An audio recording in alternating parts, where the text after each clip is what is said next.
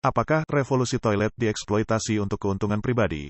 Lebih dari 10.000 toilet palsu ditemukan di Yunan. Baru-baru ini, terungkap adanya masalah dalam alokasi dan penggunaan dana dalam inisiatif revolusi toilet di Provinsi Yunan. Pengungkapan ini terjadi dalam sebuah pertemuan baru-baru ini, di mana Direktur Kantor Audit Provinsi Yunan mengungkapkan temuan-temuan dari hasil audit yang dilakukan terhadap dana khusus yang diperuntukkan bagi revolusi toilet. Menurut laporan audit tersebut, Kantor Audit Provinsi Yunan melakukan investigasi menyeluruh terhadap dana revolusi toilet di 8 kota di provinsi tersebut, yang berlangsung dari tahun 2019 hingga 2022. Total dana yang diaudit mencapai 1,449 miliar yuan, sekitar 204 juta dolar Amerika Serikat, dan investigasi lapangan dilakukan di 7.061 rumah tangga. Audit tersebut mengungkapkan beberapa masalah, termasuk 1 kota dan 8 kabupaten yang secara tidak benar melaporkan 4.904 toilet yang telah selesai dibangun, 7 kabupaten yang secara tidak jujur mengklaim bahwa 11.800 toilet telah disetujui dalam pemeriksaan penerimaan, 26 kabupaten yang gagal mencairkan subsidi secara penuh dengan total 212 juta yuan untuk 328.700 rumah tangga, 4 kabupaten yang secara tidak benar mencantumkan 456,46 juta yuan dalam pengeluaran untuk pengelolaan dan pemeliharaan toilet umum, dan 10 kabupaten yang tidak segera mengambil dana sisa dan kelebihan proyek sebesar 8,7815 juta yuan. Revolusi toilet diprakarsai oleh Xi Jinping pada tahun 2015, dengan tujuan untuk mendorong perkembangan industri pariwisata melalui peningkatan fasilitas toilet umum. Xi Jinping menekankan bahwa masalah ini harus ditangani tidak hanya di destinasi wisata dan daerah perkotaan, tetapi juga di daerah pedesaan. Mengikuti arahannya, kota-kota dan desa-desa di China memulai kegiatan yang hiruk-pikuk untuk merombak fasilitas toilet mereka. Selain itu, pemerintah China mengalokasikan dana tahunan untuk mendukung proyek revolusi toilet.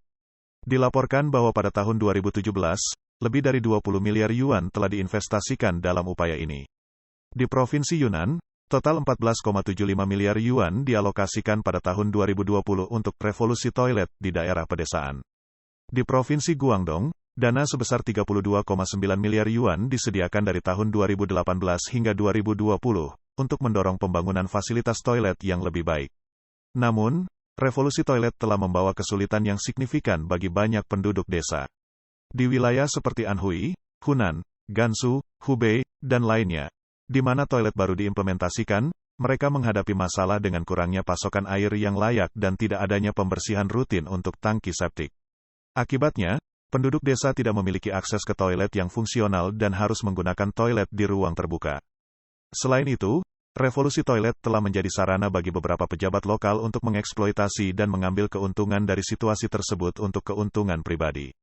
Menurut laporan dari media di China pada tahun 2019, ada beberapa praktik yang patut dipertanyakan terkait inisiatif revolusi toilet. Misalnya, di desa Yingli, Kabupaten Jinzhou, Shijiazhuang, setiap renovasi toilet seharusnya mendapatkan subsidi sebesar 500 yuan. Namun, pemerintah setempat menggelembungkan jumlah toilet untuk mendapatkan lebih banyak subsidi secara tidak jujur. Selain itu, di kota-kota seperti Suzhou, Yangzhou, dan Guangzhou, biaya pembangunan toilet umum secara mengejutkan melebihi 1 juta yuan per unit. Sejak Januari tahun 2021, opini publik di daratan China mengkritik keras revolusi toilet. Melabelinya sebagai tidak lebih dari proyek penyelamatan muka yang dangkal dan pemborosan sumber daya yang memilukan.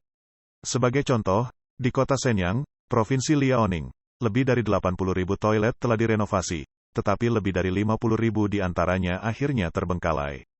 Bahkan di gedung-gedung yang sudah rusak, toilet baru pun dipasang dengan sia-sia.